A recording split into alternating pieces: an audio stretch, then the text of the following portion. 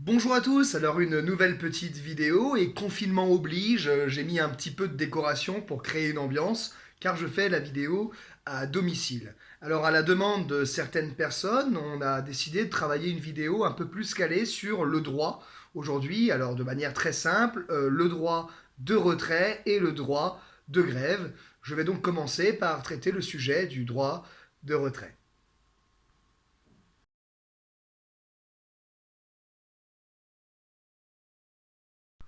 On voulait aborder le sujet du droit de retrait parce qu'on s'aperçoit dans la période du Covid-19 que c'est un droit qui n'est pas maîtrisé par l'ensemble des cheminots et des salariés d'une manière générale.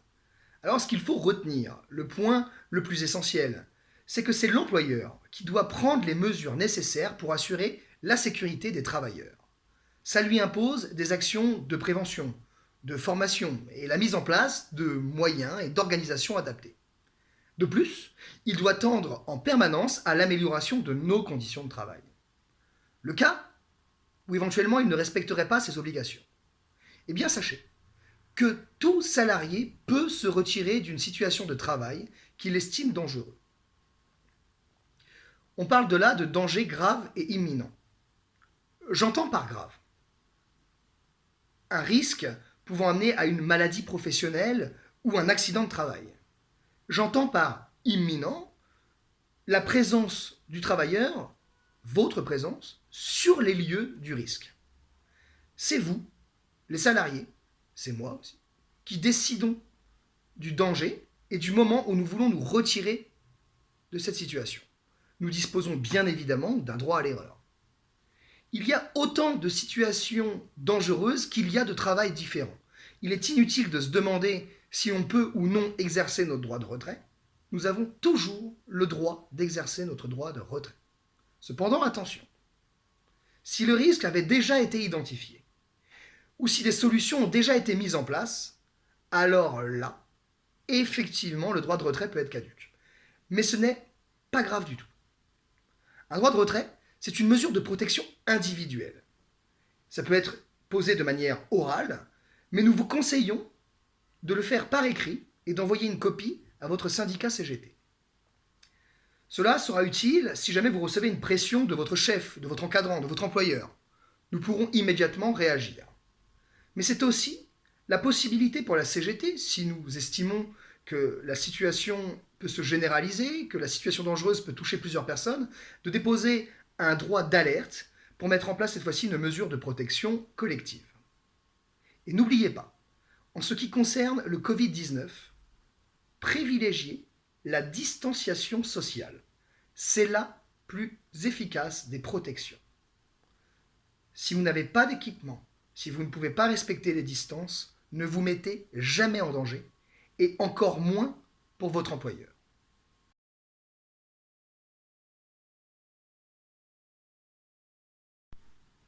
Nous voulions aussi vous parler du droit de grève.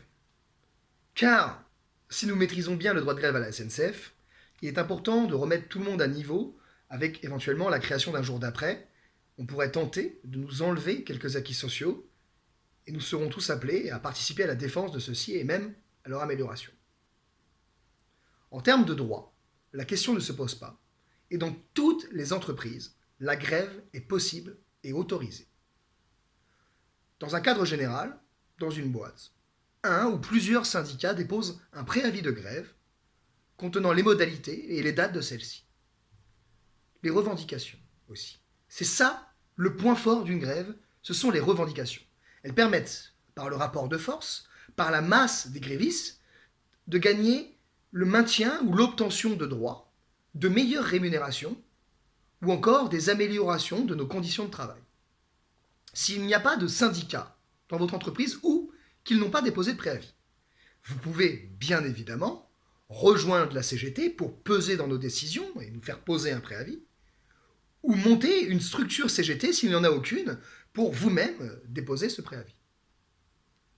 En attendant, en l'absence de syndicat, il vous suffit de stipuler avec un ou une collègue au minimum, par un courrier, les motifs de votre mobilisation et les dates de celle-ci, puis de le transmettre à votre employeur. Vous pourrez enfin faire grève.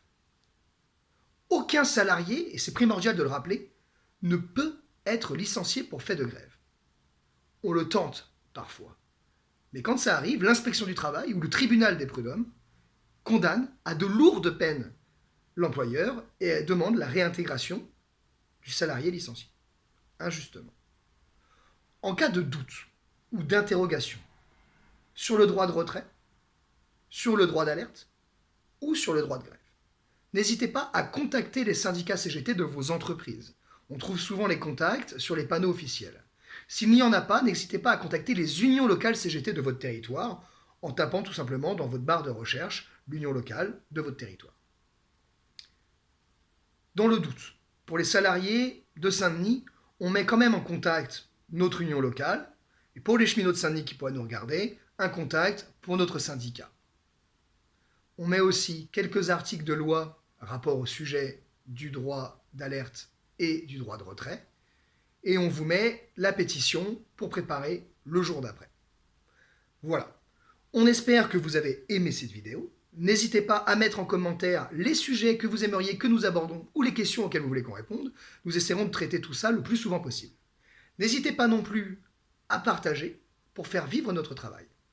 Comme il est de coutume dans la période, bon geste barrière à vous et bisous masqués.